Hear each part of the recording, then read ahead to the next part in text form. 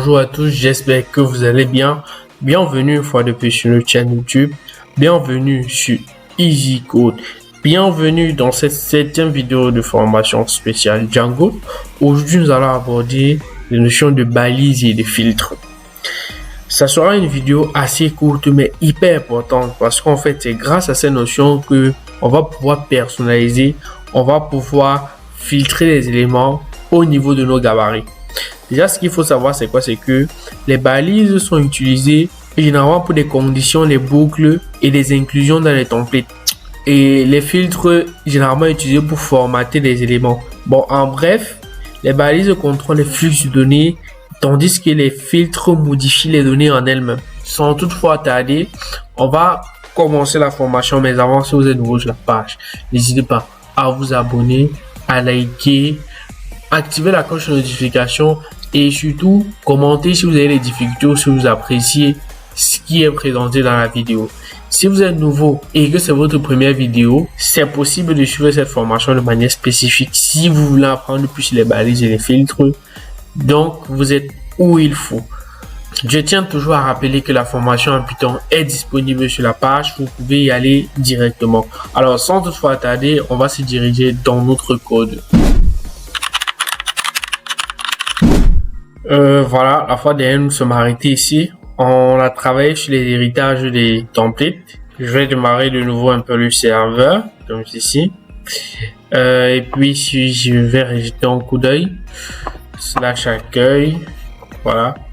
Ok, on avait travaillé justement sur dessus. Bon, pour permettre aussi aux nouveaux de pouvoir exploiter la vidéo, ce que je vais faire, c'est créer une simple page vierge où nous allons travailler tout simplement. Donc, je vais retourner dans mon code. Je pense que tout le monde est capable de le faire. Ça va aller très rapidement. Donc, ce que je vais faire, je vais dans template. Voilà. Et à ce niveau, je vais créer une page que je vais appeler filtre bal. Ah, comme filtre balise. Hein. On va appeler ça, disons, filtre bal.html. Voilà. Comme ceci. C'est ça notre page HTML. Et puis, on pourra mettre rapidement la structure de base du code HTML. Point d'exclamation, on tape entrée. Voilà. Et puis, on définit la view rapidement. View, voilà. Et dans view, je vais définir def que je peux appeler, disons, je vais toujours appeler ça filtre comme ceci. Request et puis je vais return render, voilà, request de shop slash cette fois-ci c'est filbal.html. ok, HTML, parfait. Après la vue rapidement au niveau de l'URL, voilà, où je vais définir mon path. Voilà. On va appeler ça comment? On va appeler ça filtre. Bon, on va mettre ça tout simplement filtre. Hein. C'est vrai que là, on va parler des filtres et balises, mais on va mettre filtre pour aller vite. Et puis, je vais préciser view point filtre. Voilà. Et je vais l'appeler aussi filtre. Donc, c'est juste les bonnes pratiques, mais sinon, actuellement, le name ne nous aide pas vraiment. Ok. Donc, si je vais ici à ce niveau, voilà. Déjà, vous voyez, il y a filtre qui est demandé. Donc, je peux mettre directement slash filtre. Ok, parfait. Donc, on a une page vierge. Elle est toute vierge, elle est là. Donc, on peut déjà commencer à travailler dessus. Ok. Déjà, on va commencer par les balises. Dans notre page filtre.html, on va commencer par les balises.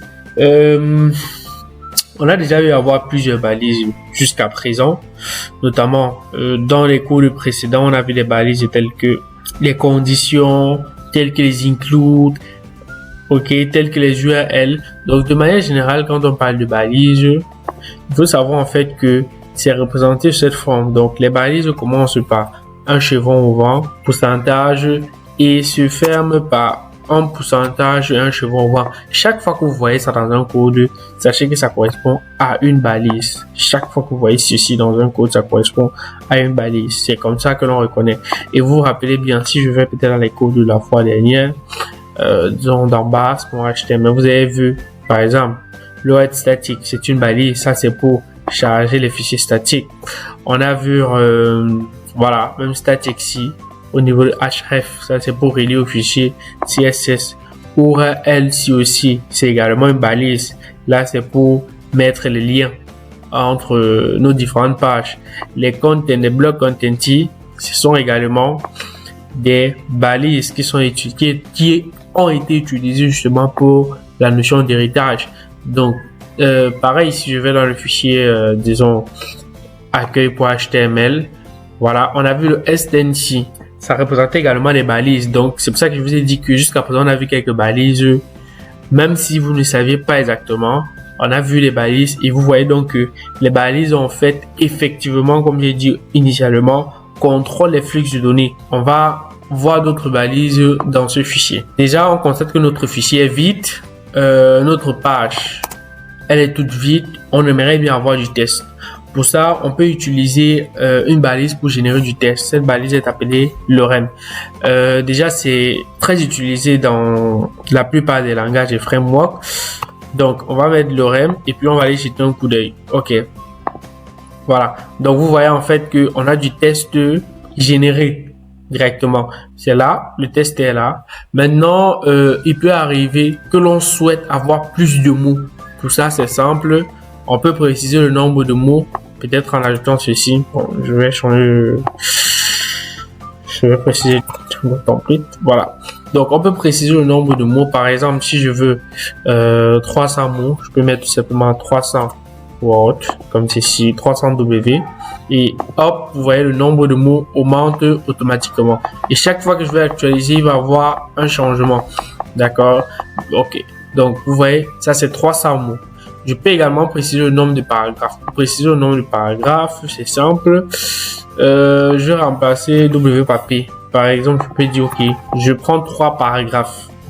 Je vais vérifier, j'actualise. Vous voyez qu'effectivement, j'ai 3 paragraphes. J'ai 3 paragraphes ici. Nous pouvons également utiliser random. Je vais mettre par exemple random. Voilà, comme ceci. Si je viens, je teste de nouveau. Vous allez constater que chaque fois que j'actualise, il y a un changement. Et cette fois-ci, nous sommes plus sur du lorem ipsum. Non, nous sommes déjà sur les mots qui sont affichés de manière aléatoire. Or, en retirant random, si je viens, je retire random, vous verrez, c'est vrai, il y a changement, mais on part toujours sur du lorem ipsum. Voilà, c'est un peu ça la particularité de random. Maintenant, il est important d'ajouter des commentaires. Voilà pourquoi on peut utiliser une balise comment. Cette balise va nous aider à ajouter des commentaires. Donc, c'est comment comme ceci. Et on a n comment. Voilà. Donc, c'est ça la balise. On va ouvrir avec comment et on ferme avec n comment. Comme ce sont les balises, n'oubliez pas accolade, pourcentage, nom de la balise, pourcentage et ensuite accolade. Et cette fois-ci maintenant, il y a la balise ouvrante et la balise fermante. OK. Donc si par exemple j'ajoute ici les balises commencent et se terminent par accolade, pourcentage, accolade. Voilà. Donc, je vais mettre ça en commentaire. Les balises commencent et se terminent par ceci. OK. Si je viens, je teste de nouveau. Hop. Qu'est-ce que vous voyez? Vous constatez en fait que il n'y a pas notre commentaire qui est visible. Vous voyez, à aucun moment, il y a ce message là. Pourquoi? Parce que c'est juste un commentaire. D'accord? C'est un commentaire. C'est assez pratique. Vous connaissez vraiment les commentaires permettent aux programmeurs de décrire le code pour faciliter une utilisation ultérieure pour que s'il revient dans un certain nombre de temps, qu'il puisse facilement se retrouver. Donc, vous voyez là, c'est un commentaire que nous avons ajouté. Maintenant, les balises aussi sont très utilisées pour la manipulation des dates. Très utilisées. Donc, je vais mettre le lorem en commentaire comme ceci. Voilà. Et puis, on va faire comme un petit coup. On va dire pour générer du test. Voilà. Et puis, on a vu aussi comment. On va ajouter pour les commentaires.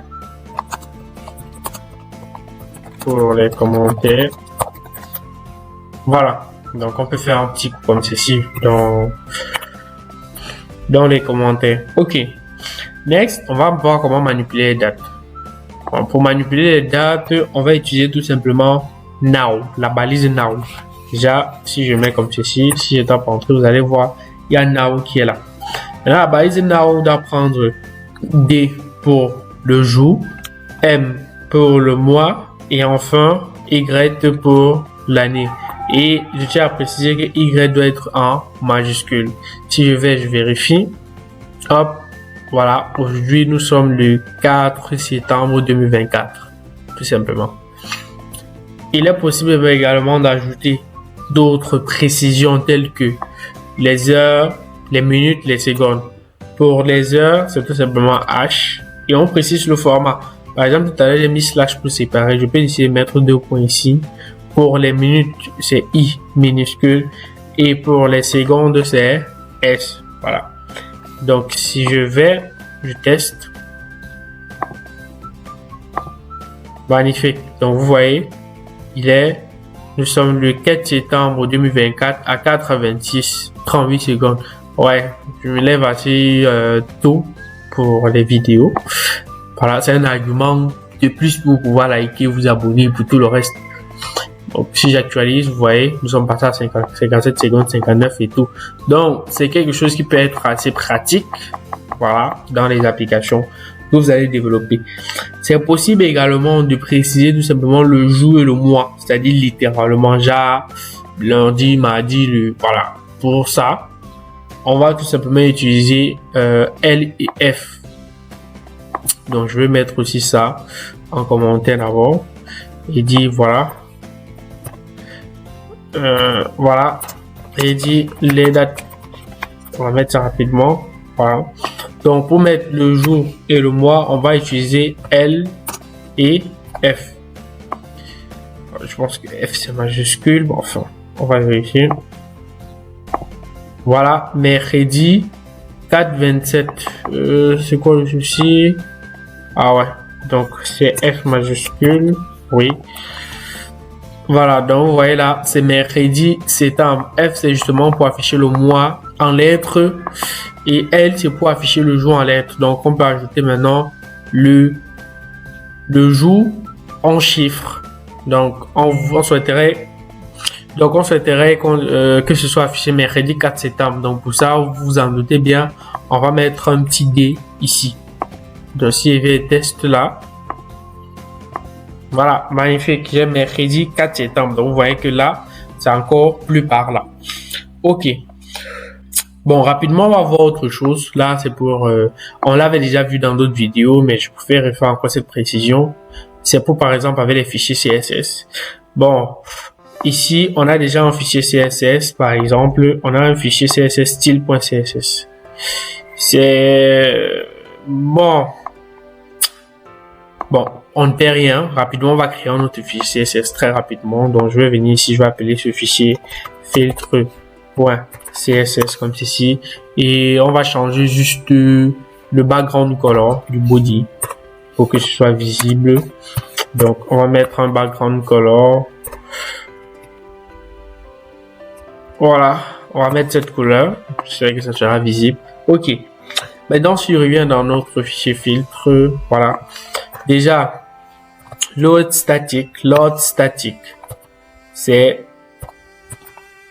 une balise, justement, qui permet de charger les fichiers statiques. Voilà, super. Maintenant, je peux ajouter, maintenant, pour relier cette page à notre fichier CSS, j'utilise également une balise. Donc, je vais rapidement venir ici, mettre du HTML et j'ajoute la link. Voilà. Donc ici, il sera question justement de créer un lien avec le fichier CSS. Pour ça, on va toujours utiliser une balise et c'est la balise statique qui sera utilisée tout simplement. Et à la balise statique, je vais ajouter le chemin vers le fichier. Là, c'est filtre.css. Donc, en principe, ça doit prendre, si j'actualise, effectivement, vous voyez qu'il y a, voilà, le CSS qui a pris.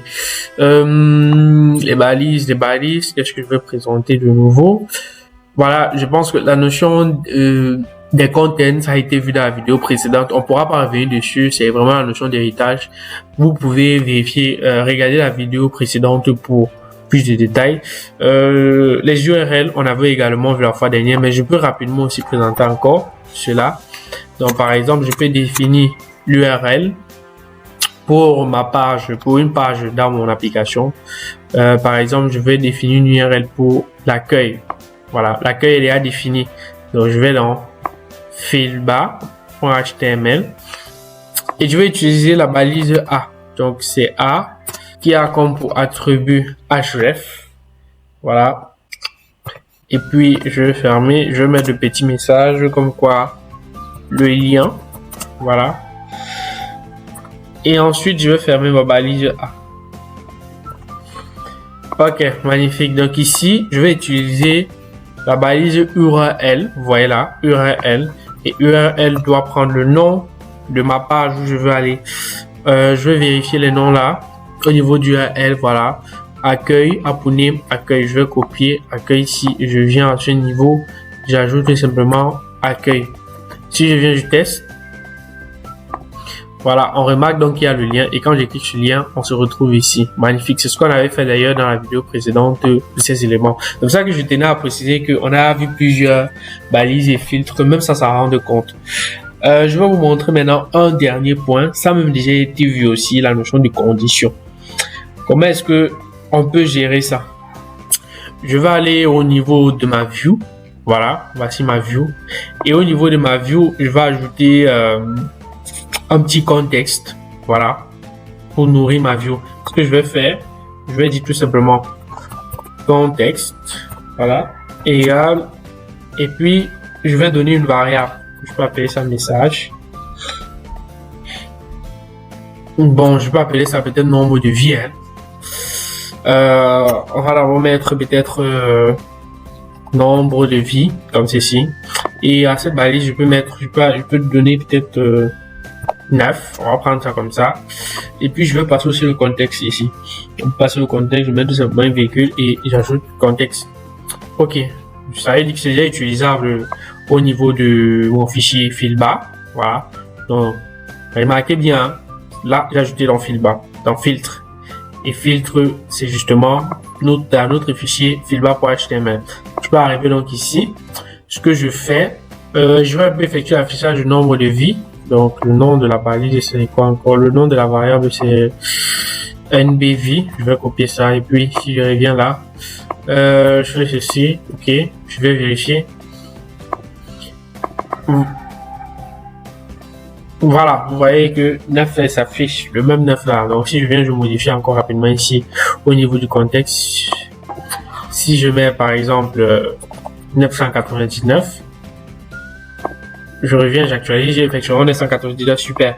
Donc, c'est déjà récupéré, ça veut dire qu'on peut effectuer des tests dessus. Pour ça, je suis toujours sur les balises. On va rapidement prendre, par exemple, les conditions. On va prendre les balises dans les conditions. On va, par exemple, se dire ceci, OK. On n'oublie pas comment est-ce qu'on gère les balises. Donc, je vais utiliser if. Donc, vous voyez, voici la syntaxe déjà.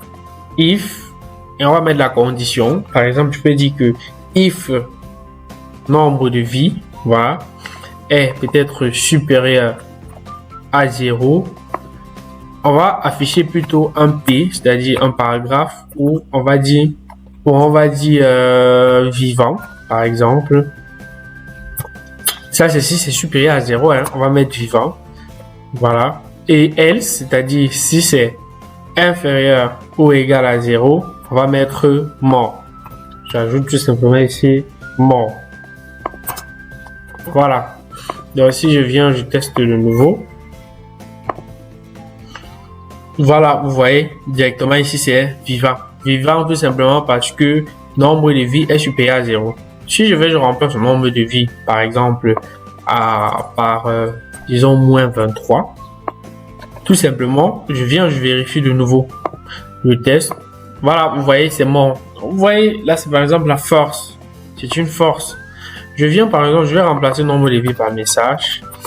Et puis, je vais rentrer un message, je vais peut-être dire Edson. Chaîne de caractères. Voilà, Edson, comme ceci. Je vais remplacer le nombre de vies par message, vous avez vu. Maintenant, je peux venir utiliser une boucle for. Ou je peux dire par exemple que for, voilà, for i in message. Vous voyez? Et ici, je décide de l'afficher, par exemple, dans mon PI. Donc, pour ceux qui ne comprennent pas ce que nous sommes en train de faire, je vous invite à regarder ma formation en Python parce que là, on effectue juste une boucle for sur une chaîne de caractères. Donc, normalement, ça doit effectuer le parcours de Edson. Donc, si je vais vérifier, voilà, on a II.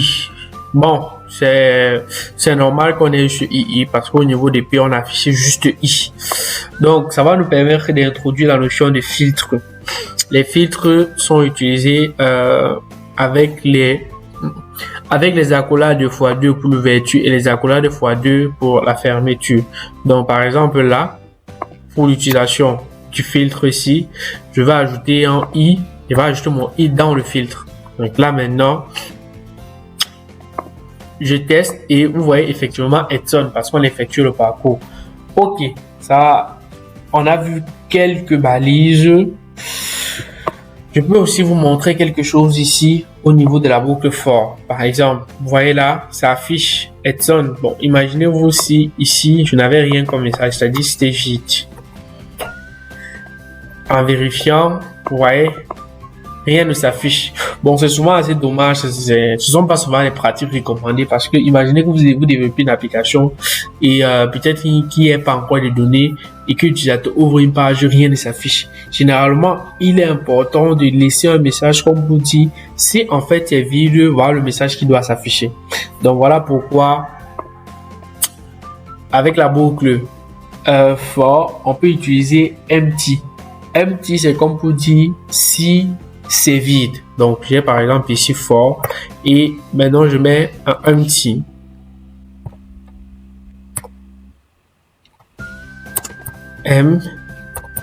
Empty. Je vais dire pas de message actuellement. Je vais fermer. Ok. Si je teste de nouveau. Voilà. Donc, vous voyez pas de message actuel. Pourquoi? Parce qu'en fait, c'est vide. Empty, comme on l'a dit, c'est pour dire si c'est vide, affiche plutôt ce message. Oh, par contre, maintenant, si je vais dans ma view, je modifie le message. Par exemple, j'ajoute easy code. Voilà. Je teste de nouveau. Voilà. Vous voyez, easy code est affiché. C'est magnifique, c'est bon pour les balises. On peut donc continuer avec les filtres. Déjà, pour reconnaître les balises, vous vous rappelez, on a dit les balises sont reconnues. Pourquoi? Parce que les balises commencent par accolade de pourcentage et se terminent par accolade de pourcentage. Ça, ce sont les balises. Maintenant, ce qu'il faut savoir, c'est que les filtres sont reconnus par double accolade pour l'ouverture et double accolade pour la fermeture, tout simplement. Donc ça, ce sont les filtres. Donc les filtres sont reconnus par double accolade pour l'ouverture et double accolade pour la fermeture. Super. Donc on peut donc commencer la manipulation. Pour ça, on va commencer par la gestion des chaînes de caractères. Par exemple, je peux vouloir connaître la taille du message à afficher. Donc pour ça, je vais utiliser mon filtre, préciser len. Len, c'est pour la taille. Donc par exemple, si j'actualise, ok, vous voyez là, 5 s'affiche. 5, c'est pour Edson, le message. Si je viens là, je remplace peut-être Edson par, je mets S. À coup sûr, vous verrez qu'il y aura 6. Voilà, magnifique. Maintenant, il est possible également de faire des vérifications. Par exemple, je peux venir, j'utilise plutôt len is. Len is. Ici, je précise la taille, c'est, par exemple, je peux dire len is 6. Len is. Voilà, donc c'est bon. Len is, on va mettre true. Tout simplement, pourquoi? Parce que c'est comme pour dire la taille, c'est 6. Si je mets, par exemple, 9, ça va me mettre un false. Pourquoi? Parce que la taille, c'est 6. Donc, je viens là, je teste. Vous voyez là, c'est false. OK. Autre filtre qu'on peut utiliser, c'est par exemple pour mettre les éléments en majuscule. Je peux venir là et je décide de mettre tout ça en majuscule. Pour ça, je remplace tout simplement par Upper. En mettant Upper, hop, tout passe en majuscule. Donc, vous voyez, Epson est en majuscule. Le contraire, l'inverse, c'est Lower, tout simplement. C'est pour mettre en minuscule. Voilà, c'est ça en minuscule. Autre chose maintenant aussi qu'on peut faire, c'est compter le nombre de mots. Par exemple, on va utiliser word count. Actuellement, on a un seul mot, donc normalement, on devrait avoir un. Donc, pour que ce soit plus visible, je peux ajouter Epson Easy peut-être code comme ceci. Si j'actualise maintenant, j'aurai 3 mots, tout simplement. Voilà. Donc, voilà, on peut revenir encore sur du Epson. Maintenant, on peut effectuer d'autres manipulations sur les chaînes de caractères telles que tronquer. Voilà, on peut décider de tronquer ou de couper. Epson, c'est 5. Je peux décider d'afficher seulement et. Pour ça, je vais tronquer. Pour tronquer, on utilise tronquer char. Si je précise tronquer char, à tronquer char, je vais ajouter le nombre de caractères que je souhaite tronquer, couper. Aussi, mettre tronquer char, par exemple 3, c'est comme pour dire affiche-moi les 3 premiers caractères. Donc, je vérifie et hop, vous voyez, j'ai être, ok, donc vous voyez, j'ai tronqué. Et il y a ces 3 petits points là.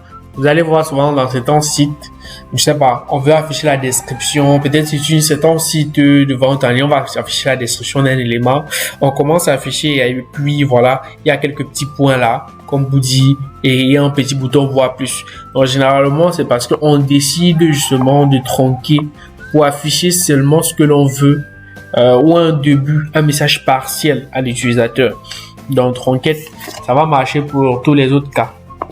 On peut également utiliser random, par exemple random comme ceci.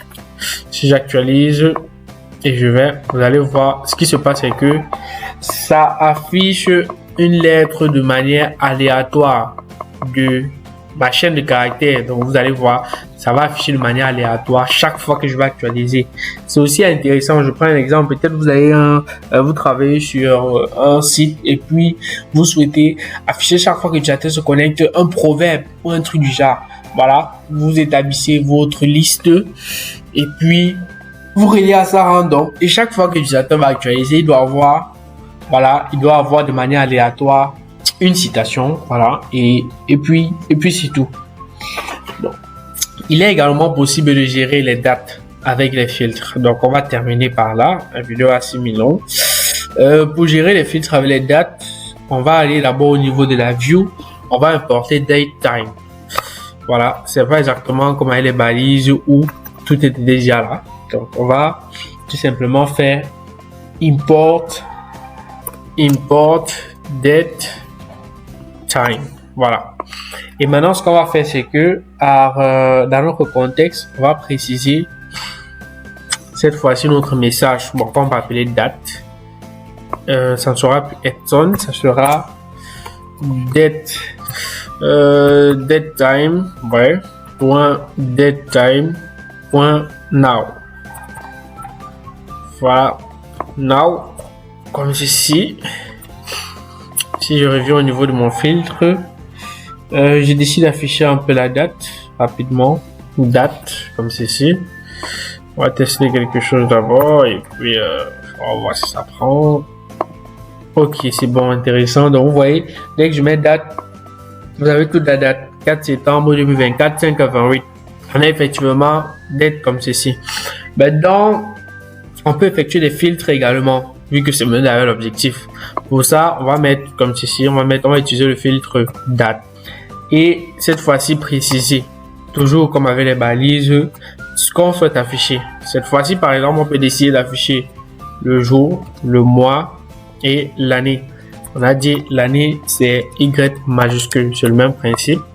Si je vais actualiser, syntaxe error. C'est quoi le problème? Date, on dit comment c'est quoi le problème?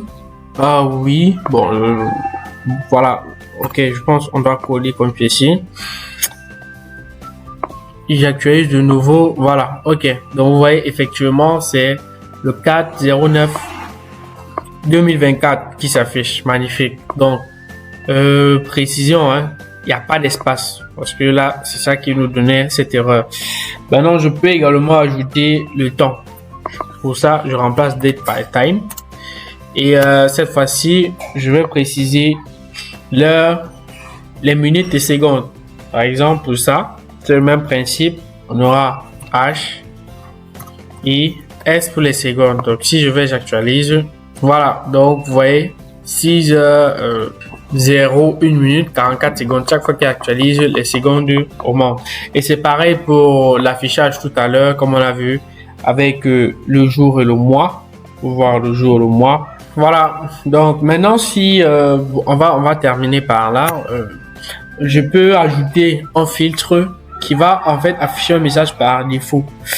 Je prends un exemple, si ici au niveau de mon contexte, j'ajoute toujours peut-être message. Je reviens encore sur Eton comme ceci. Ok. Bon, je fais rapidement, on va clôturer par là. Et j'ajoute mon dernier filtre, je peux appeler ces messages ici. Et en actualisant, voilà, j'ai Eton, c'est bon. Maintenant, imaginez-vous un seul instant qu'ici, il n'y a rien. Donc, c'est-à-dire, par exemple, qu'il n'y ait pas de message. En actualisant, hop, je n'ai rien. Bon, c'est pas très recommandé parce que c'est toujours important de préciser à l'utilisateur peut-être que bon, voilà, tu n'as rien parce que justement, il n'y a rien dans la base de données parce que généralement, l'utilisateur prend cela comme une erreur quand il ne voit rien afficher. Donc ce que l'on peut faire, c'est afficher maintenant un message par défaut. Pour ça, on va utiliser default. On va préciser default. Et à default, on va mettre le message par défaut. Si on peut ajouter par exemple aucune information now. Voilà, aucune information maintenant. Et puis si je vais j'actualise, donc vous voyez aucune information now parce qu'il n'y a pas de message. Mais si dès lors que je mets un petit i même, voilà, c'est le i qui doit s'afficher à coup sûr. Voilà. Quoi d'autre? Bon, je pense qu'on a parcouru l'essentiel. Voilà.